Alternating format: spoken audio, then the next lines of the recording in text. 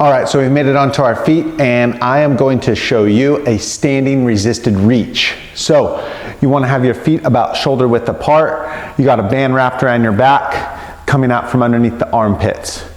With the knees slightly bent and your pelvis scooped, you're going to reach the arms out as far as you feel comfortable. You don't want to be directly out in front of you or arms parallel with the floor.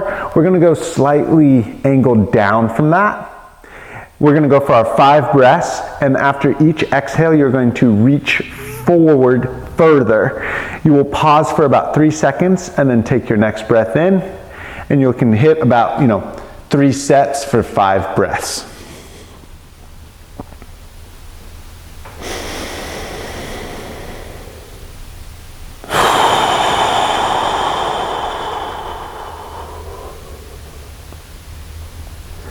The goal on inhale is to feel that upper back expand.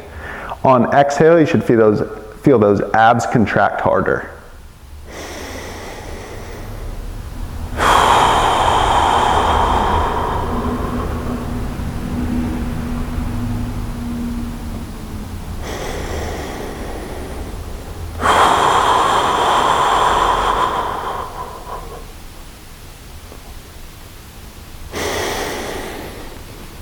As you're maximizing your reach on exhale, keep thinking about your shoulder blades drawing down and back.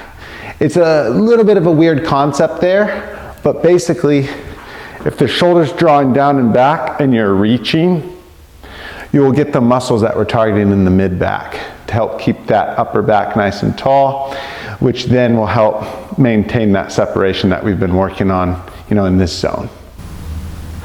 All right, so I've been using this series to show you ways to help get out of your neck and forwardly rounded shoulders, and to also regain better position between your pelvis and rib cage to help optimize your breathing pattern.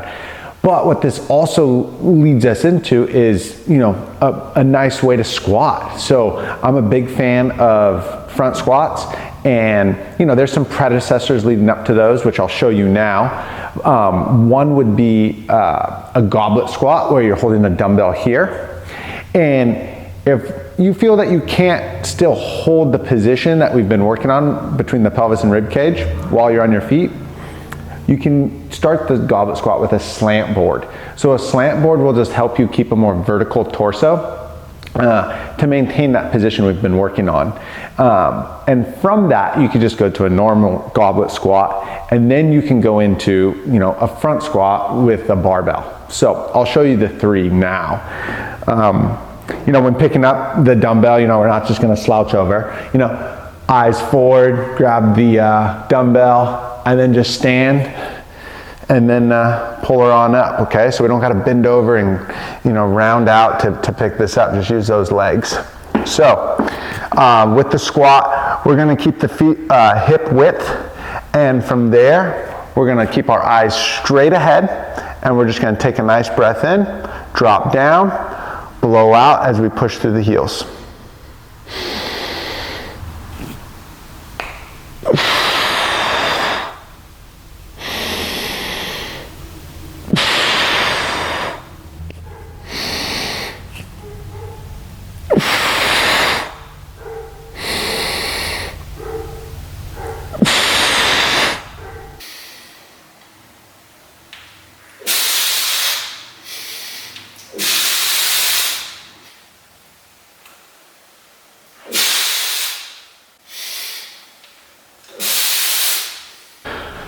All right, so from the ground up, we've been working on creating that separation through better use of our abs, our pelvis position.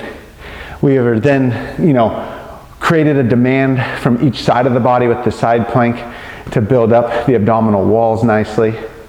We then rolled on over into all 4s to basically do the squat, but in a horizontal position, which helps activate everything we need for an upright squat. From there, we went onto our feet and then kept those mechanics alive and turned it into movement.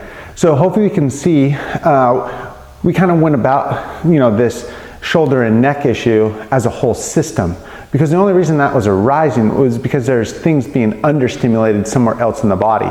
So once you attack that, and then retrain that pattern, you know, the area that was hindering you or causing some discomfort should fade away. I hope you guys enjoyed this series, and I don't want it to come across in a way that, you know, you only do this if you got tight neck and shoulders.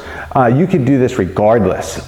In fact, you know, go for it. Like, use some of these into the normal program, you know, that you have, and see if it changes anything. If it doesn't, take it out.